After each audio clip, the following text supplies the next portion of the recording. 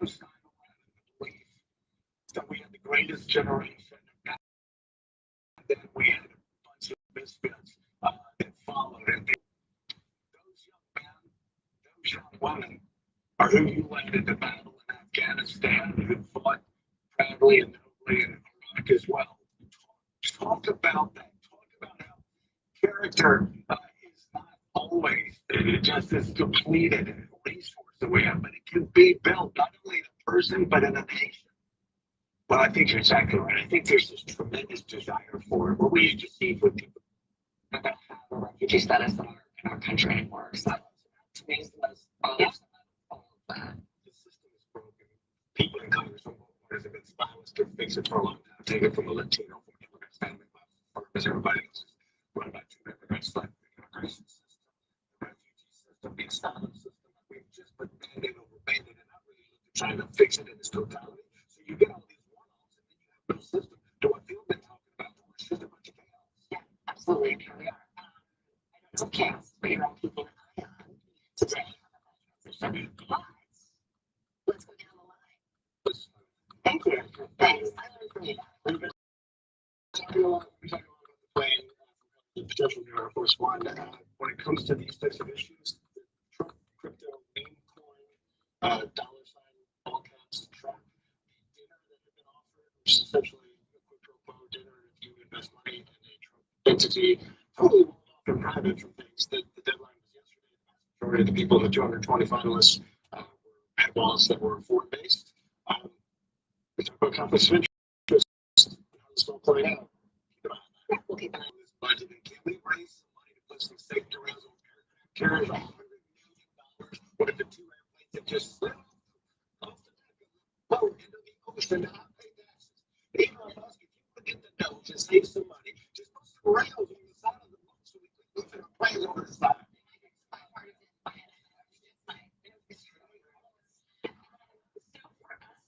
Washington people, what's happening in the House this week and next is like the Super Bowl politics.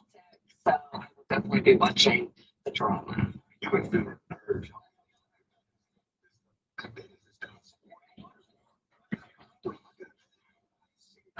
John Kennedy, Senator Kennedy. I don't understand how any of this works.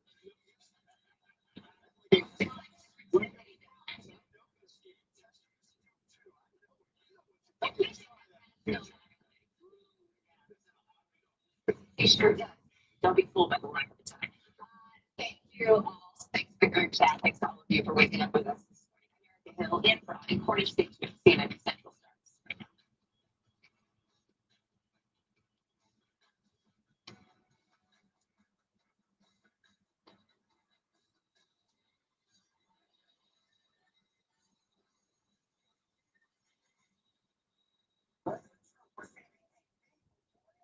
From the South. Yeah.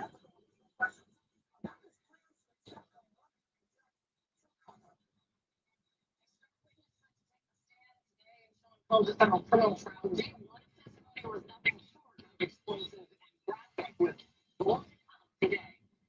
And Biden aides discussed using a wheelchair if he was elected to a second term. The first stunning revelations in the new book by Kate Tapper and Alex Thompson. I'm John Berman with Kate Baldwin and Sarah Sider. This is CNN News Central.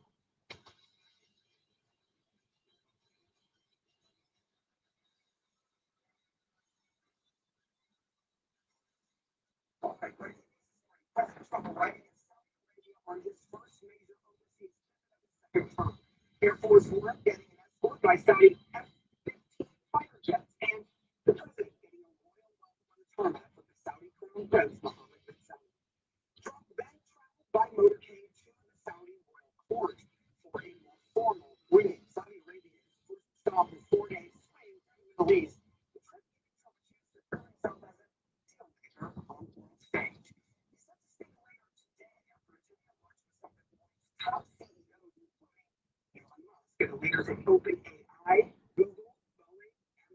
Nvidia, and Coca-Cola. Trump will also visit Qatar and the UAE on this trip, and it comes as he's defending his plan to accept a $400 million luxury jet from the Qataris to use as Air Force One, a prospect that's raising all kinds of ethical and security questions. Stephen Jesselny is traveling with the president who joined us now live from Riyadh. And it's been a really busy trip. What is the president focused on here as we see new pictures this morning of him and the leader of Saudi Arabia? Morning, Star. President Trump arriving overnight to a fanfare in Riyadh, Saudi Arabia, exactly how he would like it. That was trumpets, American flags, and Saudi flags as well. And that's all by the Saudi Crown Prince Mohammed bin Salman, that of course is a close ally of the United States and even a good friend of this president and the administration.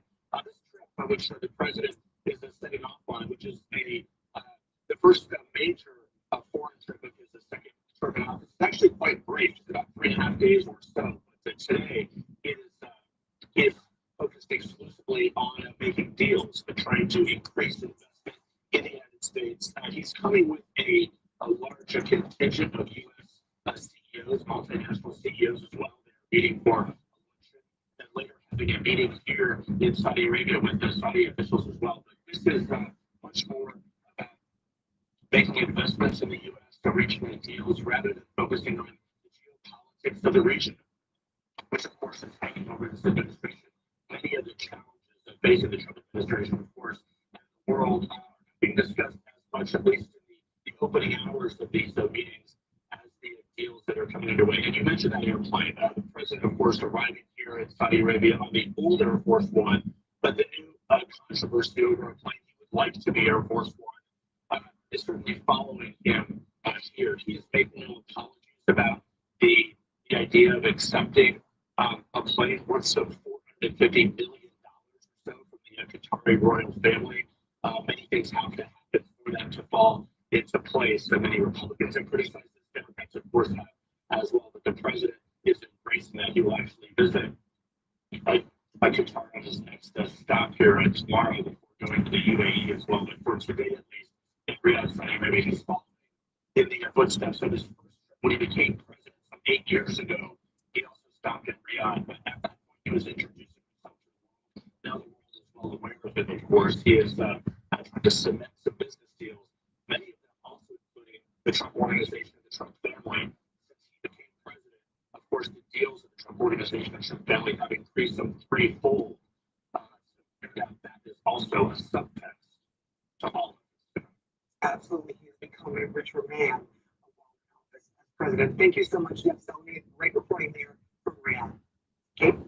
Also this morning, day 2 of Sean Diddy Combs' criminal trial set to begin in a New York courtroom, and we are expecting a star witness to take the stand. Combs' girlfriend, Kathy Ventura, she is the woman that he has seen attacking in that hotel hallway surveillance video from 2016. Prosecutors said yesterday that Combs coerced her and another woman to participate in what Combs called freak-offs. The prosecutor saying this, quote, he called himself the king, expected to be treated like one. He expected his inner circle to cater to his every desire, including his sexual desire, and his inner circle made sure he got everything he wanted.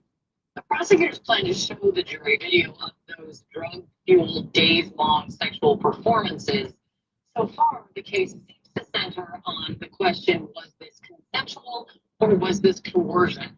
Combs' attorney saying this, quote, the evidence is going to show you a very flawed individual, but it will not show you a racketeer, a sex trafficker, or somebody transporting for prostitution. CNN legal analyst and criminal defense attorney Joey Jackson is here. A lot happened on this first day, and you can expect it to be, as I was describing, an explosive and graphic for day 2 and the days to come. What was your biggest takeaway from the first day? Good morning, Kate. Video tape, right? So what prosecutors did is they started up with a bang as it relates to the tape right away. Why? I think what they wanted to do was to set the tone, right, at the outset and demonstrate he's a bad guy, right, from their perspective and dirty him up. So if they can, prosecutors get jurors to look at him from lens of a person who is out of control, who is in a rage, who is degrading, who is disrespecting, right? It brings you to another place because if jurors are harboring that, evaluate him as it relates to other evidence. So I think that majorly the takeaway with us. Certainly, not only did they bring the security guard who was involved with the tape, but they brought the male prostitute. And so a lot of discussions that we probably can't have in the morning concerning things that were elicited in evidence in terms of the sexual proclivities. I think ultimately, okay, from the defense perspective, they're embracing that tape. And what they're saying is, hey, he may not have been a wonderful human being. He did some really terrible things there. Doesn't mean he was running a criminal enterprise. Doesn't mean he was doing things engaging in prostitution or in sex trafficking. That's the critical question. Says the defense, and it's true, related to domestic violence, right? We're here relating to whether or not he engaged in these other activities so you can accept the tape. But in acceptance of the tape doesn't mean you win the case if you're the prosecutors. And from the defense perspective, the answer is a resounding no.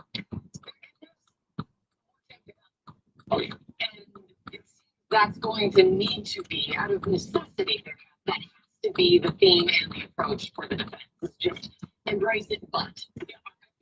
You laid it out, certainly when we talked about the issue of consent, right? The issue of consent versus coercion. The male prostitute that was brought in, right? Taxing, just sexual activities, regard to that, the issue is whether full participant is this something that she was doing because she was or is it something she was doing because that's what he likes? I think it's going to be we're not here to morality, right? Or people care how freaky a person is. We're here to judge whether they engage in you can be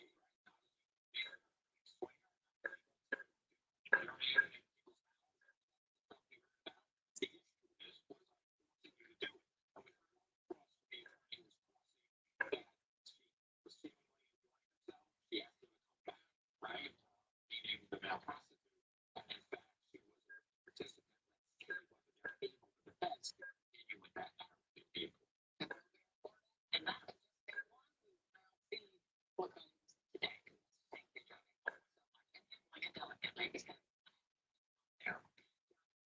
But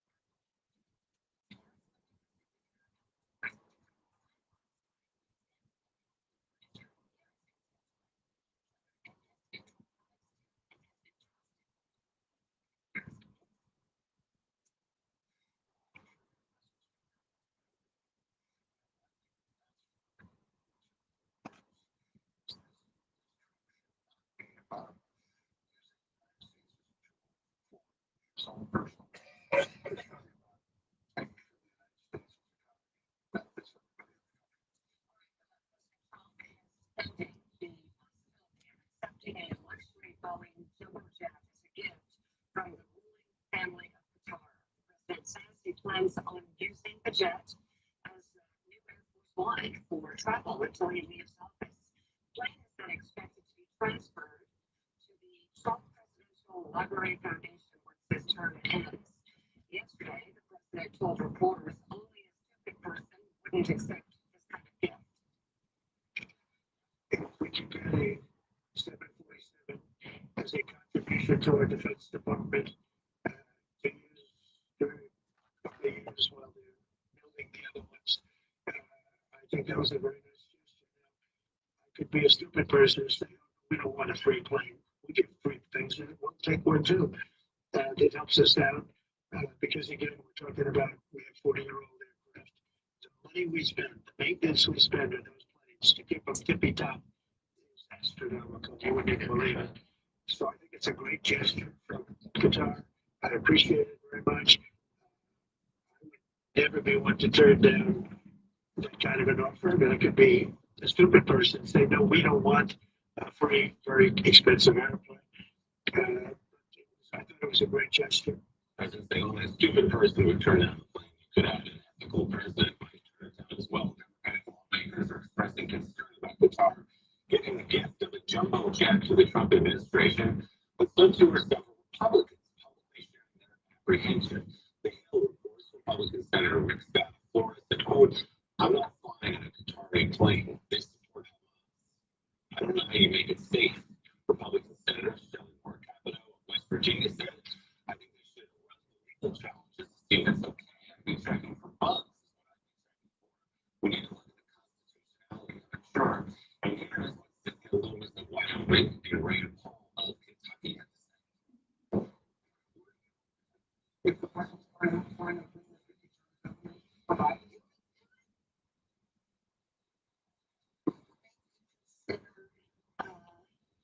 The appropriateness of that, yes.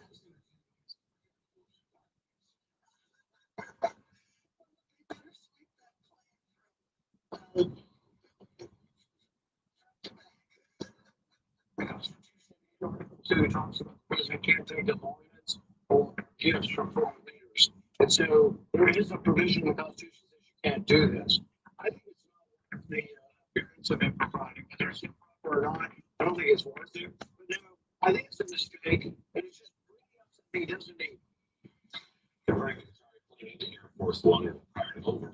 It would take years to carry out according to aviation experts. It likely would have to be dismantled by Parliament to ensure there were no listening devices or other security vulnerabilities.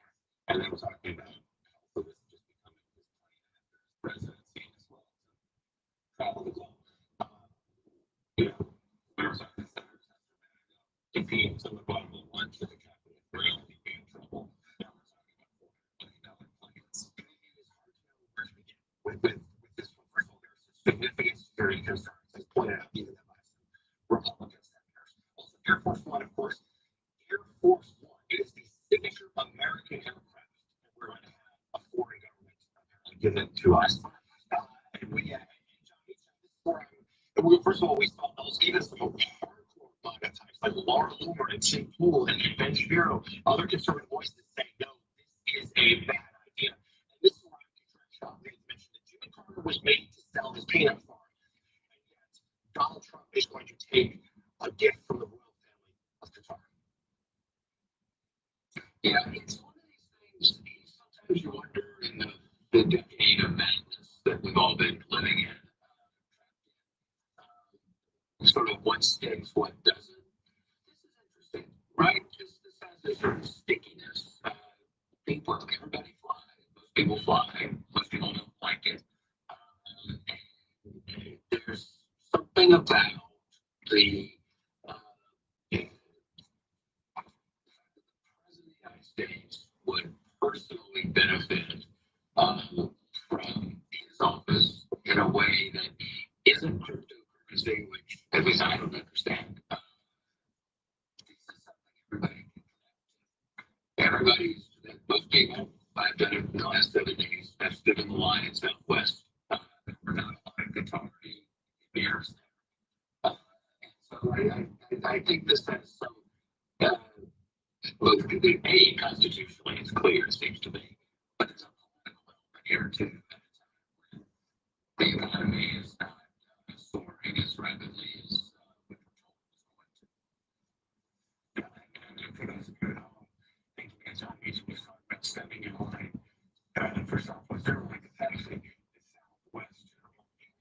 terminal in Bell Meads International. 747 private jet. He's storing time together, but he's storing to make so much money that they go into this collective and they fly jumbo jets all across the globe.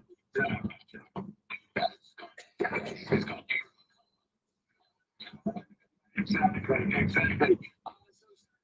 Let's go from the Qatari jet to this trip diplomatically. Tom Friedman made, I think, the likelihood of a recession in the U.S. has been grown, saying that it is significant that Donald Trump has decided to the American president going to the Middle East and not stopping in Israel. At least there's no plan yet. Also going around the Israelis, basically just throwing his arms up in the air with Netanyahu and basically saying, forget it, I'm going to just negotiate the release of the American hostage myself. I think President Trump may be discovering what Joe Biden fought for so many years, trying to get the Israelis to stop doing things that not only were not in the best interest of the region, but also in many cases, especially if you look at the West Bank, in their own self-interest in the long run. Talk about this schism that we're hearing emerging between President Trump and Netanyahu and what impact that has. Well, Joe, I think you're spot on. I think that the fact that he's avoiding Israel on this trip sends a helpful message. And I think ultimately what ends up here, because I think the president does want to Israel and fix the problem. Hopefully, to be able to visit with Netanyahu and be able to come up with a solution that works for the Middle East. And I think that's his goal, and I applaud that.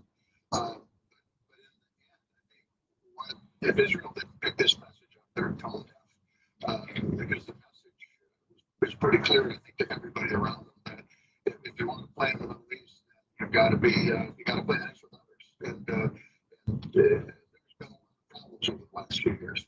We talk about how complicated Gaza Israeli problem is right now.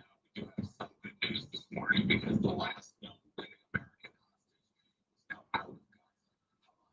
He had yesterday sending him back into Israeli custody. The 21-year-old soldier was taken to the hospital for medical tests. There he was reunited with his family. You're seeing these images. Taken hostage during the October 7th. President Trump is currently visiting the Middle East.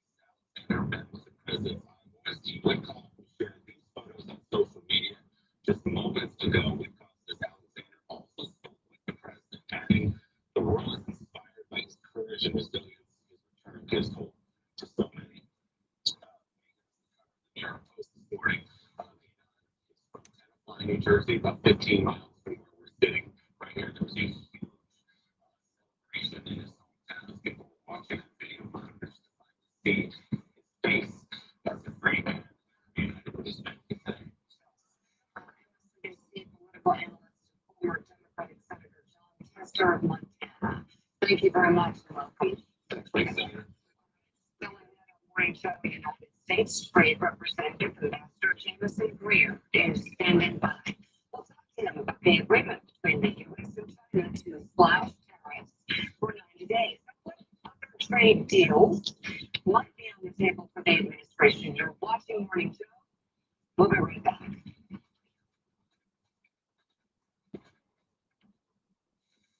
It's one of the best sounds. It's like the grill. And with Memorial Day and prime grilling season coming up, you want to be ready. You've got the tools. You've got the fuel. And with Omaha Steaks, you've got the world's best meats. Omaha Steaks has grass-fed, grain-finished tender steaks and other favorites like juicy burgers, chicken, pork chops, more, all for your grilling.